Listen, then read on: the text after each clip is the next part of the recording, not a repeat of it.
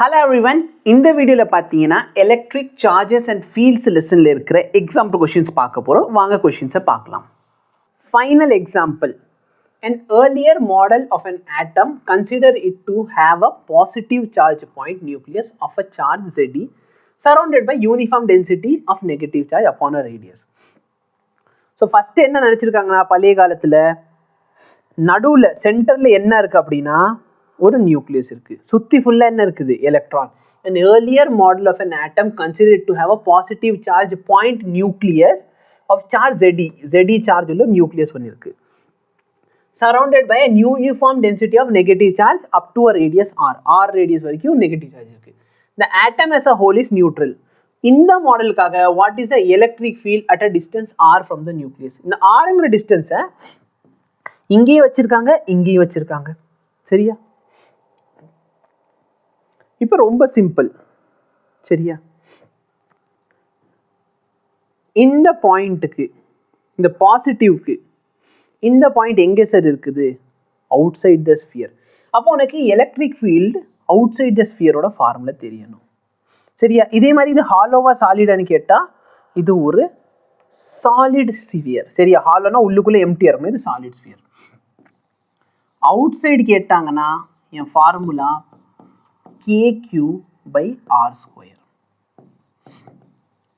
Inside கேட்டாங்கன்னா KQ by R cube times R.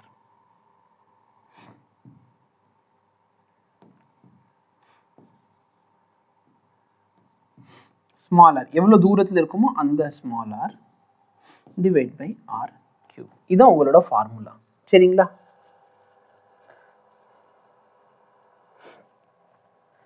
இப்போ நம்ம என்ன பண்ண போகிறோம்? எலக்ட்ரிக் ஃபீல்டு கண்டுபிடிக்க போகிறோம். இப்போ நம்மளுக்கு இது ஒரு ஸ்பியர், இது ஒரு ஸ்பியர். இந்த நடு ஸ்பியருக்கு இந்த பாயிண்ட் எப்படி இருக்குது? அவுட் சைடு இருக்குது. அப்போ நான் ஜென்ரலாக இந்த ஃபார்முலா யூஸ் பண்ணிக்கலாமா?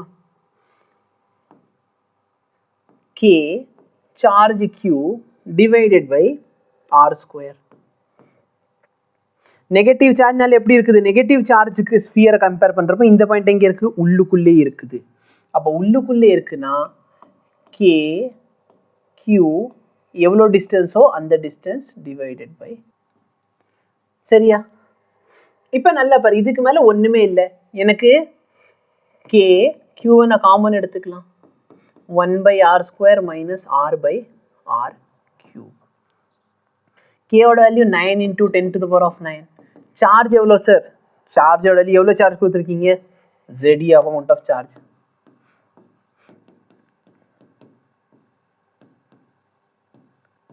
ஓகே, ஸோ இதுதான் உங்களோட ஆன்சர். புரியுதா? அப்போ இந்த சார்ஜ் இதுக்குள்ளே இருக்க சார்ஜ்னால தான் இங்கே எலக்ட்ரிக் ஃபீல்டு இருக்கும். பாசிட்டிவ் சார்ஜோட எலக்ட்ரிக் ஃபீல்டு வெளியே, நெகட்டிவ் சார்ஜோட எலக்ட்ரிக் ஃபீல்டு உள்ள, அதனால தான் நெட் எலக்ட்ரிக் ஃபீல்டை நம்ம சப்ராக்ட் பண்ணியிருக்கோம். இதே இந்த பாயிண்ட்டை நான் தூக்கி இங்கே வச்சிருக்கேன். இப்போ நல்லா பாரு, இந்த சின்ன ஸ்பியருக்கு இந்த பாயிண்ட் எங்கே இருக்குது? அவுட் சைடு இருக்குது. அப்போ அவுட் சைடு ஃபார்முலா யூஸ் பண்ணிக்கோ. KQ by R square. Positive charge electric field எப்படி இருக்கும்? அவுட்வர்ட். இப்போ நல்லா பாரு, இது நெகட்டிவ் சார்ஜ் உள்ள ஸ்பியர். இந்த ஸ்பியருக்கு இந்த பாயிண்ட் எங்கே இருக்குது? அவுட்வர்ட். அப்போ அவுட் சைட்னா திரும்பி அதே formula KQ by R square. Negative சார்ஜோட எலக்ட்ரிக் ஃபீல்டு எப்படி இருக்கும்? இப்படி இருக்கும், மைனஸ் போட்டுக்கும். ஏன்னா ஒன்று பாசிட்டிவ் இன்னொன்று நெகட்டிவ். இப்போ நெட் வேல்யூ என்ன ஆயிடுச்சு? 0, சரியா? ஈவன் நீ காஸ்லாம் யூஸ் பண்ணுறேன்னா இந்த சர்ஃபேஸ்க்குள்ளே இருக்கிற positive charge negative charge total sum of the charge 0 ஆயிரும். அப்போ ஆன்சர் 0 தான். ஸோ இதான் சொல்யூஷன். உங்கள் புக்கில் என்னென்னமோ பண்ணி வச்சுருப்பாங்க, சரியா? நீ அதெல்லாம் கன்ஃபியூஸ் பண்ணாத, நீ இந்த ஃபார்முலா ஞாபகம் வச்சுக்கோ.